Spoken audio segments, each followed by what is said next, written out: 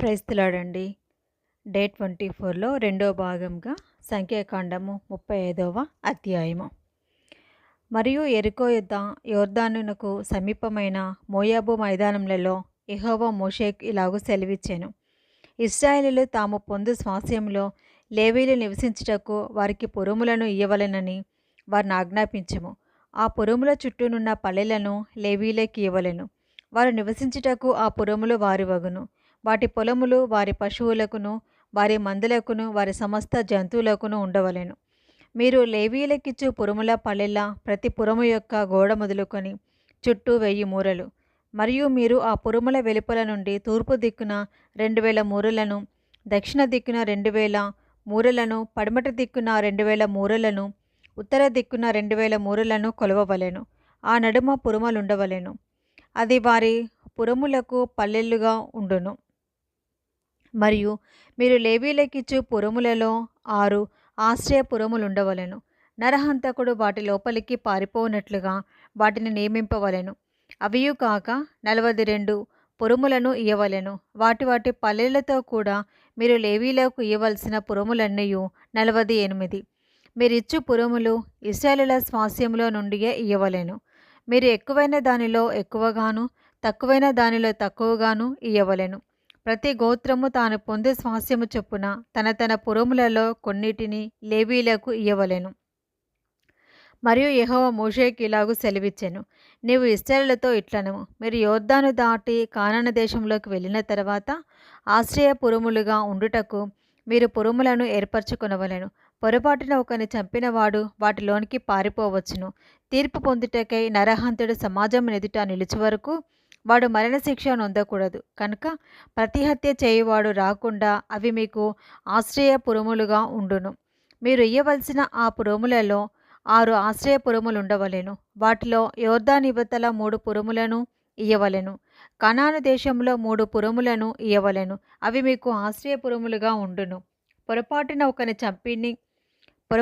ఒకని చంపిన ఎవడైనను వాటిలోనికి పారిపోనట్లు ఆ 6 పురములు ఇశ్రాయేలుకును పరదేశులకును మీ మధ్య నివసించు వారికిని ఆశ్రయమై ఉండును. ఒకడు చచ్చినట్లు వానిని ఇనుప ఆయుధముతో కొట్టువాడు నరహంతకుడు. ఆ నరహంతకునికి నిశ్చయముగా మరణశిక్ష విధింపవలెను. ఒకడు చచ్చినట్లు మరొకడు రాతితో వాణ్ణి కొట్టగా దెబ్బతినిన వాడు చనిపోయినడలా కొట్టినవాడు నరహంతకుడగును. ఆ నరహంతకుడు నిశ్చయంగా మరణశిక్ష నొందును. మరియు నొకడు చచ్చినట్లు మరొకడు చేతికర్రతో కొట్టగా దెబ్బ తినినవాడు చనిపోయిన ఎడల కొట్టినవాడు నరహంతకుడగును. ఆ నరహంతకుడు నిశ్చయంగా మరణశిక్ష నొందును. హత్య విషయంలో ప్రతిహత్య చేయువాడు తానే నరహంతకుని చంపవలెను. వాని కనుగొనినప్పుడు వాని చంపవలెను. ఒకడు చచ్చినట్లు వాని పగబట్టి పొడిచినను లేక పొంచి ఉండి వాని మీద దేనినైనను వేసినను, లేక ఒకడు చచ్చినట్లు వైరము వలన చేతితో వాని కొట్టినవాడు నరహంతకుడు. నిశ్చయంగా వాని చంపవలెను. నరహత్య విషయంలో ప్రతిహత్య చేయువాడు ఆ నరహంతకుని కనుగొనినప్పుడు వాణ్ణి చంపవలెను. అయితే పగబట్టక హఠాత్తుగా వానిని పొడిచినను పొంచి ఉండగా వాని మీద ఏ ఆయుధంనైనను వేసినను వాణ్ణి చూడక ఒకడు చచ్చినట్లు వాని మీద రాయి పడవేసినను దెబ్బ తినినవాడు చనిపోయినడలా కొట్టినవాడు వాని మీద పగపట్టలేదు, వానికి హాని చేయగోరలేదు. కాబట్టి సమాజము ఈ విధులను బట్టి కొట్టిన వానికిని హత్య విషయంలో ప్రతిహత్య చేయువానికిని తీర్పు తీర్చవలెను. అట్లు సమాజము నరహత్య విషయంలో ప్రతిహత్య చేయువాని చేతిలో నుండి ఆ నరహంతకుని విడిపింపవలెను. అప్పుడు సమాజము వాడు పారిపోయిన ఆశ్రయపురమునకు వాని మరలా పంపవలెను. వాడు పరిశుద్ధ తైలముతో అభిషేకింపబడిన ప్రధాన యాజకుడు మృతి పొంది వరకు అక్కడనే నివసింపవలెను.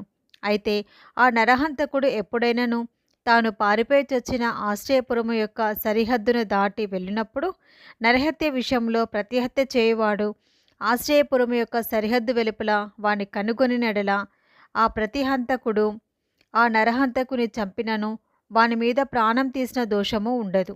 ఏలే అనగా ప్రధాన యాజకుడు మృతి పొందే వరకు అతడు ఆశ్రయపురంలోనే నివసింపవలెను. ప్రధాన యాజకుడు మృతి నొందిన తర్వాత ఆ నరహంతకుడు తన స్వాస్యమున్న దేశమునకు తిరిగి వెళ్ళవచ్చును. ఇవి మీ సమస్త నివాస స్థలములలో మీ తరతరములకు మీకు విధింపబడిన కట్టడ. ఎవడైనను ఒకని చావగొట్టినడల సాక్షుల నోటి మాట వలన ఆ నరహంతకునికి మరణశిక్ష విధింపవలెను. ఒక సాక్షి మాట మీదనే ఎవనికిని మరణశిక్ష విధింపకూడదు. చావదగిన నరహంతకుని ప్రాణం కొరకు మీరు విమోచన ధనంను అంగీకరింపగా నిశ్చయంగా వానికి మరణశిక్ష విధింపవలెను.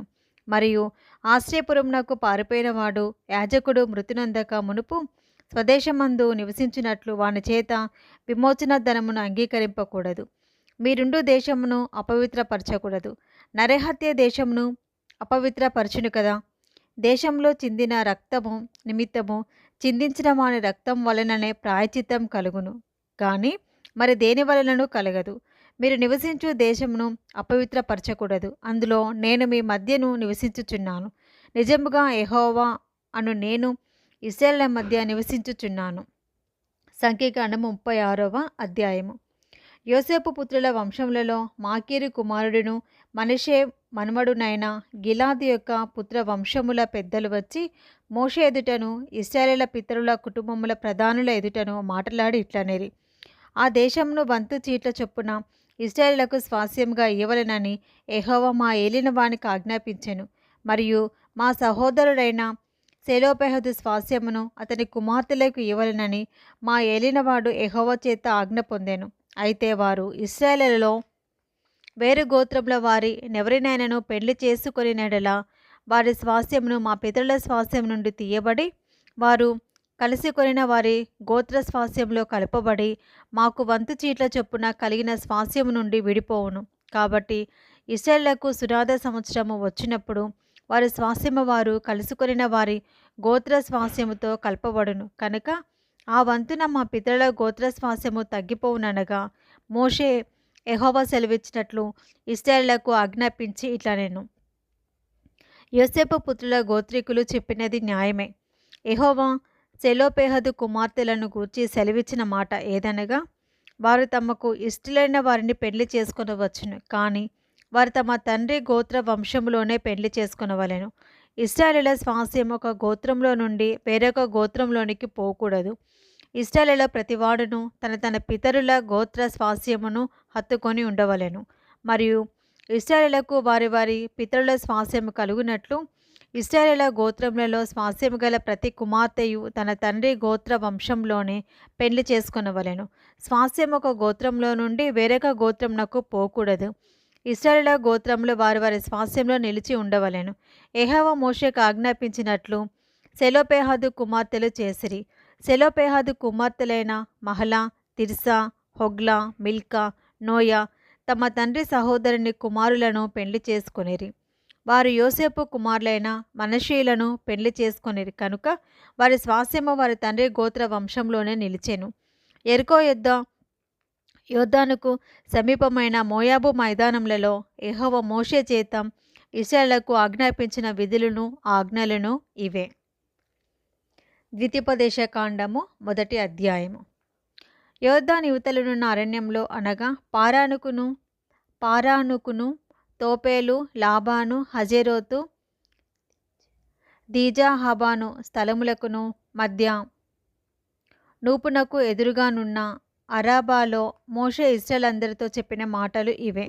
హోరేబు నుండి షేయూరు మన్నెపు మార్గముగా కాదేషు బర్నేయ వరకు 11 దినముల ప్రయాణము. హెష్బోనులో నివసించిన అమోరీల రాజైన సీహోనును, అష్తారోతులో నివసించిన బాషాను రాజైన ఓగును ఎద్రెయిలో హతము చేసిన తర్వాత 45వ సంవత్సరంలో 11వ నెల 1వ తేదీని మోషే ఇశ్రాయేలులకు బోధించుటకై యెహోవా తనకు ఆజ్ఞాపించినదంతయు వారితో చెప్పెను. యోర్దాను యువతలనున్న మోయాబు దేశంన మోషే ఈ ధర్మశాస్త్రమును ప్రకటింప మొదలుపెట్టి ఇట్లనెను. మన దేవుడైన యెహోవా హోరేబులో మనకు ఇలాగూ సెలవించెను. ఈ పర్వతం వద్ద మీరు నివసించిన కాలము చాలును. మీరు తిరిగి ప్రయాణమై అమోరీయుల మన్నెమునకును, అరాబులోను మన్నెములోను, లోయలోను, దక్షిణ దిక్కున సముద్ర తీరములో ఉన్న స్థలములన్నిటికిని, కానాను దేశమునకును, లెబానోనుకును, మహానది అయిన యూఫ్రటీసు వరకును వెళ్ళుడి. ఇదిగో ఆ దేశంను మీకు అప్పగించి తిని మీరు వెళ్ళి యెహోవా మీ పితరులైన అబ్రహాం, ఇస్సాకు, యాకోబులకును వారి తర్వాత వారి సంతానమునకును ఇచ్చేదనని నేను ప్రమాణం చేసిన దేశమును స్వాధీనపరచుకొనుడి. అప్పుడు నేను ఒంటరిగా మిమ్మల్ని భరింపలేను. మీ దేవుడైన యెహోవా మేము విస్తరింపచేసెను. కనుక నేడు మీరు ఆకాశ నక్షత్రముల వలె విస్తరించి ఉన్నారు. మీ పితరుల దేవుడైన యెహోవా మీ జనసంఖ్యను 1000 రెట్లు ఎక్కువగా చేసి తాను మీతో చెప్పినట్లు మిమ్మల్ని ఆశీర్వదించునుగాక. నేనొక్కడినే మీ కష్టమును, మీ భారమును, మీ వివాదమును ఎట్లు భరింపగలను? జ్ఞాన వివేకములు కలిగి మీ మీ గోత్రములలో ప్రసిద్ధి చెందిన మనుషులను ఏర్పరచుకొనుడి. వారిని మీ మీద నియమించిదనని మీతో చెప్పగా, మీరు నీవు చెప్పిన మాట చొప్పున చేయటం మంచిదని నాకు ఉత్తరమిచ్చిరి. కాబట్టి బుద్ధి కలిగి ప్రసిద్ధులైన మీ మీ గోత్రములలోని ముఖ్యులను పిలిపించుకొని మీ గోత్రములకు న్యాయాధిపతులుగా ఉండుటకై 1000 మందికి ఒకడును, 100 మందికి ఒకడును, 50 మందికి ఒకడును, 10 మందికి ఒకడును వారిని మీ మీద నేను నియమించి తిని. అప్పుడు నేను మీ న్యాయాధిపతులతో మీ సహోదరుల వ్యాజ్యములను తీర్చి ప్రతి మనుషునికిని వాని సహోదరునికిని వాని యొద్దనున్న పరదేశికిని న్యాయమును బట్టి మీరు తీర్పు తీర్చవలెను. తీర్పు తీర్చినప్పుడు అల్పుల సంగతి గాని ఘనుల సంగతి గాని పక్షపాతం లేకుండా వినవలెను. న్యాయపు తీర్పు దేవునిదే. కాబట్టి మీరు మనిషిని ముఖము చూచి భయపడవద్దు. మీకు అసాధ్యమైన కఠిన వ్యాజ్యమును నా యొద్దకు తీసుకుని రావలెను. నేను దానిని విచారించేదనని వారికి ఆజ్ఞాపించి తిని, మరియు మీరు చేయవలసిన సమస్త కార్యములను గూర్చి అప్పుడు మీకు ఆజ్ఞాపించి తిని. మనము హోరేబు నుండి సాగి మన దేవుడైన యెహోవా మనకు ఆజ్ఞాపించినట్లు మీరు చూచిన ఆ ఘోరమైన మహారణ్యంలో నుండి వచ్చి అమోరీయుల మన్నెపు మార్గమున కాదేషు బర్నేయకు చేరితిమి. అప్పుడు నేను మన దేవుడైన యెహోవా మనకిచ్చుచున్న అమోరీయుల మన్నెమునకు వచ్చి ఉన్నాం. ఇదిగో నీ దేవుడైన యెహోవా ఈ దేశమును నీకు అప్పగించెను. నీ పితరుల దేవుడైన యెహోవా నీతో సెలవిచ్చినట్లు దాన్ని స్వాధీనపరచుకొనుము. భయపడకుము, అధైర్యపడకుమని నీతో చెప్పి తిని. అప్పుడు మీరందరూ నా యొద్దకు వచ్చి మనకంటే ముందుగా మనుషులను పంపుదము. వారు మన కొరకు ఈ దేశమును వేగుచూచి తిరిగి వచ్చి అందులోనికి మనము వెళ్ళవలసిన త్రోవను గూర్చియు మనము చేరవలసిన పురములను గూర్చి మనకు వర్తమానం చెప్పుదురంటిరి. ఆ మాట మంచిదనుకొని నేను గోత్రము ఒకటింటికి ఒక మనిషిని చొప్పున 12 మనుషులను పిలిపించి తిని. వారు తిరిగి ఆ మండెమునకు పోయి హెష్కోలు లోయకు వచ్చి దాన్ని వేగు చూచి ఆ దేశ ఫలములను చేతపట్టుకొని మన యొద్దకు తీసుకొని వచ్చి మన దేవుడైన యెహోవా మనకిచ్చుచున్న దేశము మంచిదని మనకు తెలియచెప్పిరి. అయితే మీరు వెళ్ళనొల్లక మీ దేవుడైన యెహోవా సెలవిచ్చిన మాటకు తిరుగుబడి మీ గుడారములలో సనుగుచు యెహోవా మన యందు పగపట్టినందున మనలను సంహరించినట్లు అమోరీయుల చేతికి మనల్ని అప్పగించుటకు ఐగుప్తు దేశంలో నుండి మనల్ని రప్పించి ఉన్నాడు. మనం ఎక్కడికి వెళ్ళగలము?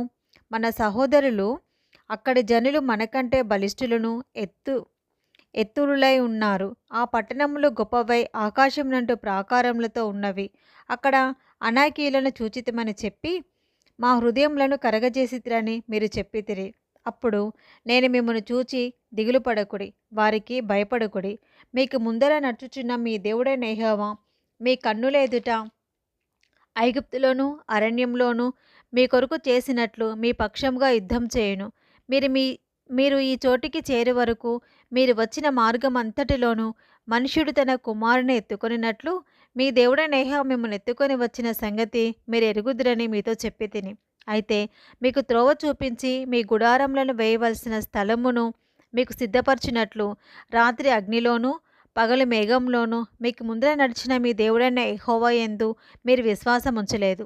కాగా యెహోవా మీరు చెప్పిన మాటలు విని బహుగా కోపపడి నేను మీ పితరులకిచ్చిదని ప్రమాణం చేసిన ఈ మంచి దేశమును ఈ చెడ్డతరము వారిలో యెఫున్నె కుమారుడైన కాలేబు తప్ప మరి ఎవరునూ చూడడు.